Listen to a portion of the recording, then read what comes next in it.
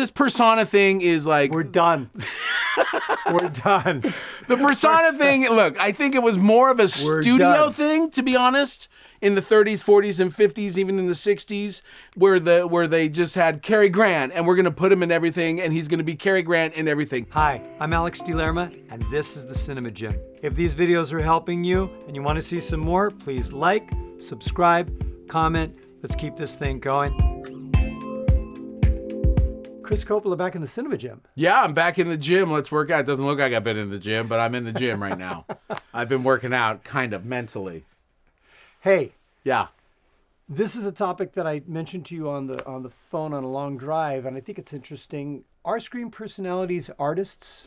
And what's the difference? Yeah, I think personas are becoming a bigger deal ever since social media. I've been thinking about this a little bit with you. Like, people are really pushing on right? Who's a screen personality? Who's a screen person? Tom Cruise would be the first one that pops in. Tom Cruise is a screen personality. Now, yeah. I'm so glad you picked him as opposed to John Wayne.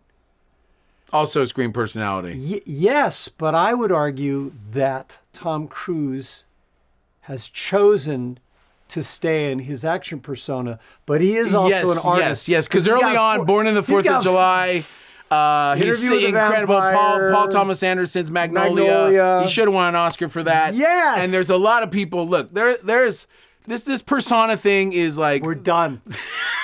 We're done. The persona thing, look, I think it was more of a studio thing, to be honest. In the 30s, 40s, and 50s, even in the 60s, where they just had Cary Grant, and we're going to put him in everything, and he's going to be Cary Grant in everything. That's why his name went above the name of the movie. I like aspects of the old studio system where they would build or give you that persona like James Cagney. Sure, they brand you. You are the gangster. Yep. But I'm a song and dance man. You're a gangster. Right. And then when he became an A-lister, and then when the union came in, and then when he had a production company. Yeah. But I digress.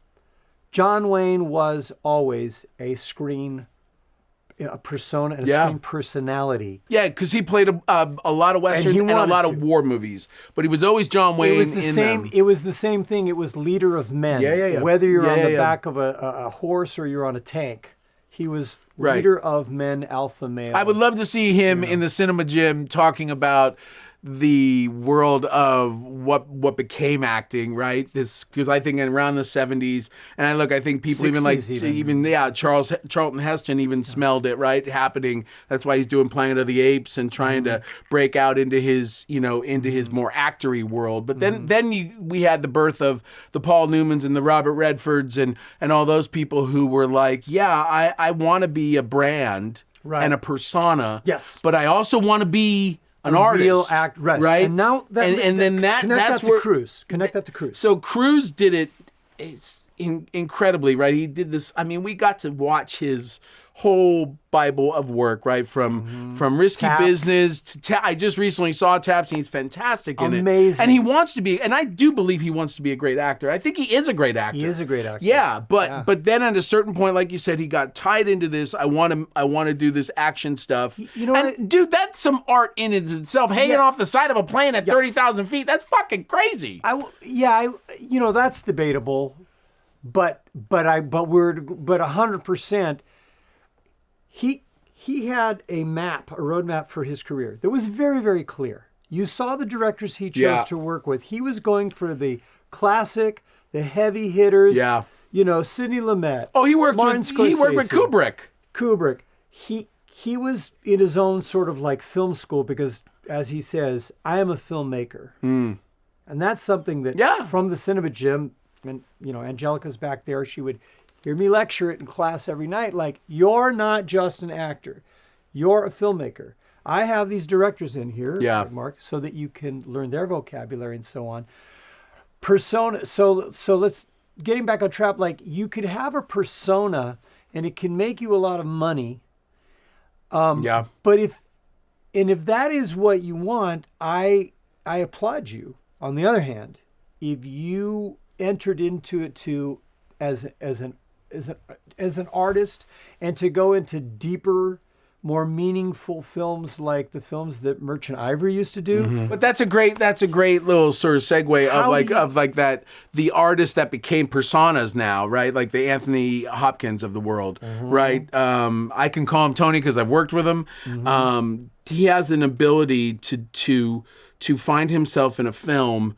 And yet he brings everything to it that an artist would bring to it, right? And so we're watching a full-fledged three-dimensional character, and we're expecting him to be that character, and we believe it, and we've bought into it, and we also are buying into that's Tony Hopkins. Right. Do you know what I mean? So that's incredible. That's an incredible ability to pull that one off. And a lot of people today sort of do that. The worlds sort of merge, right? I think this, because everyone now that gets into acting, if you really are a serious actor, there is no one out there that doesn't want to be an artist. And you were talking about that discipline of, well, to become an artist, like you have to go ahead and spend every week, remember you were talking about museums, art galleries. Yeah. And how that feeds your.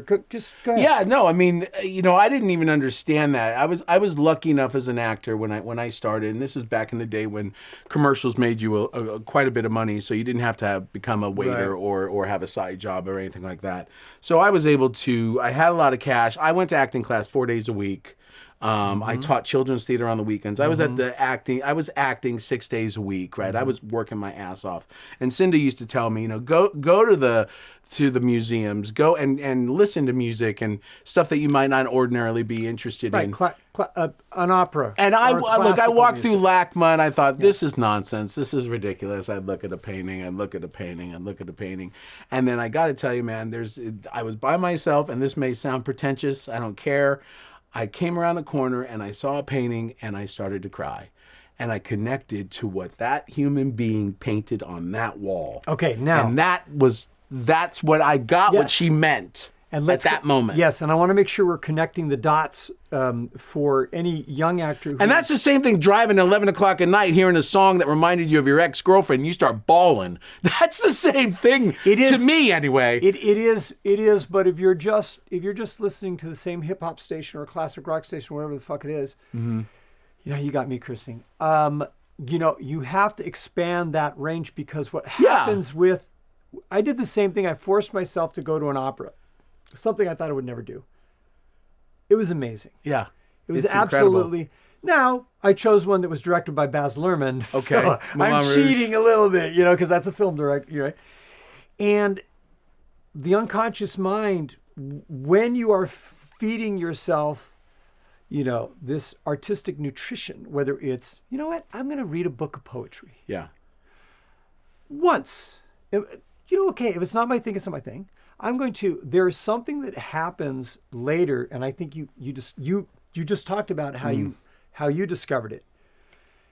I was working on something, I think it was toward the end of my acting, where I knew I was transitioning over into, directing and teaching, and something came in from, I think, Rachmaninoff or something, and I'm like, I'm a kid that it's rock and roll or forget it, man. Sure. Country music, classical music, and it just it came in, and then I used it as part of my emotional preparation, and it calmed me, and it put me in this very exact place I needed to be for that character. And I went, I would have never thought about that. So when you were talking to me about being an artist and consuming, and all that nutritional value, it feeds your imagination. Yeah. It expands your universe, expands your mind.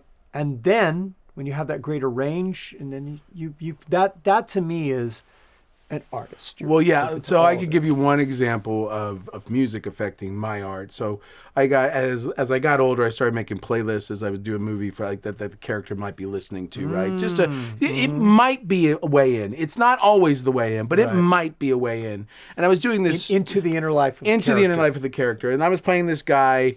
It's sort of the movie, we were very violent characters, and then at the end you find out we're sort of on our deathbed, right? So the whole movie's sort of taking place in our heads. Okay, so the one guy I was acting with was a European actor. He was listening every time we did anything violent. to very stereotypical violent stuff, heavy metal, things like that. And he would sing it before, and he'd be like, "Why aren't you getting pumped up with me?" And I would do the scenes fine. I was fine. And then the director one day at lunch said, "What do you listen to? Do you listen to music?" And I said, "Yeah, I'm listening to religious hymns, because if I was on my deathbed, I'd probably be praying to God that I'd be accepted into heaven, right?" So I just kept listening to all these different hymns, and so they would make me cry. They would move me emotionally, but that kind of energy isn't always chill. Right. And if anything, if I'm on my deathbed, there might be some explosions of energy where I wanna be violent for a second. And so that's where my violence came through, right? I love that. So I love that. And there's sometimes I hear those religious hymns to this day because they were connected to me passing as a character. And I will start tearing up if I hear some of those songs, because they, I guess they remind me of my character Buck's dying. I mean, any movie I've ever died in, I still get a little choked up when my character dies, because I was so connected to them emotionally. It's almost, it's you. Yeah, but it's you, and it's also me, and it's also the character. Yeah. And there's just a connection. There's a love in it, and that's the art of it, right? There's the if you connect to all that sort of music and art and all these things that affect you, and you do this for a long period, minimum 8-10 years, but more like a lifetime. If you do all that stuff, you're so loaded up in compassion that your art is affected by it, and it doesn't just make you soft. It can make you all kinds of things, right? It can make you, the greatest thing about becoming a middle-aged actor to me is I get to play these men for the body of my work from, like, I don't know what you call middle-aged, 38, 40 to 68, 70. These men who have had massive successes, massive failures, massive almosts, and all those kind of things are so filled with juice of stuff, of that you don't even have to play. Yeah. You just have to be. Do you know what I mean? That is the difference between screen personality and an artist. In my mind. Thank you. Same here. The Cinema Gym is all about helping you transition from the stage to the screen. If you're interested in classes, seminars, or private coaching, you can visit the website. Hope to see you in the gym soon. TheCinemaGym.com for virtual one-on-one coaching for camera.